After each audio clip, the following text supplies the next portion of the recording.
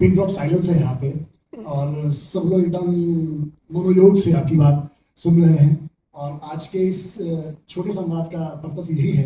मेरा कुछ एक और प्रश्न है कि हम लोग से जो बिहार का जो रिच नॉलेज ट्रेडिशन रहा है, नॉलेज इकोनॉमी, अभी अभय बैठे हैं और अभी नालंदा की चर्चा हो रही थी, किताब की चर्चा हो रही थी, और नालंदा का जो रोल है इतिहास में कि इसके बाद ही कैम्ब्रिज हार्वर्ड की परिकल्पना हो पाई। अगर नालंदा नहीं होता तो ऐसी परिकल्पना नहीं हो पाती।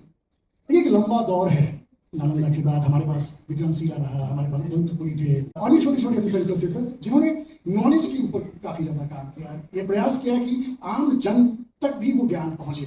फिर वो डॉट्स मिसिंग। तो सर आज के कॉन्टेक्स्ट में, प्रेजेंट कॉन्टेक्स्ट में क्या करना चाहिए? क्या जरूर जो मेरी समझ में आता है, ये जरूरी नहीं है कि वो बिल्कुल पूरी तरह उसमें वो कोई परफेक्ट बात मैं कह रहा हूँ, लेकिन जो मेरी समझ से आता है वो शेयर करता हूं।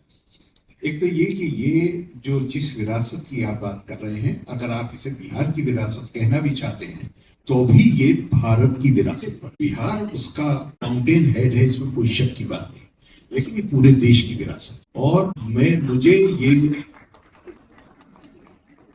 मुझे ये प्रश्न बहुत कम उम्र में परेशान किया करता था, क्योंकि मैं डिबेटर था। तो मैं हमारे पटना के एक प्रोफेसर थे, जब एक डिबेट में मुझे फर्स्ट प्राइज मिला तो उन्होंने दिया, वो चेयरमैन थे कमेटी के, और मुझे बड़ी डांट लगाई। उन्होंने चाय पीने गए, कहा कि साहबजादे कुछ पढ़ते लिखते भी हो या बस बोलने चले आए। और उसके बाद अपना पता भी दिया, हम हॉस्टल में रहते थे, और मुझसे कहा कि तुम्हें कोई भी डिबेट तैयार करनी हो, कोई मटेरियल चाहिए, कुछ चाहिए तो मेरे पास आ जाए।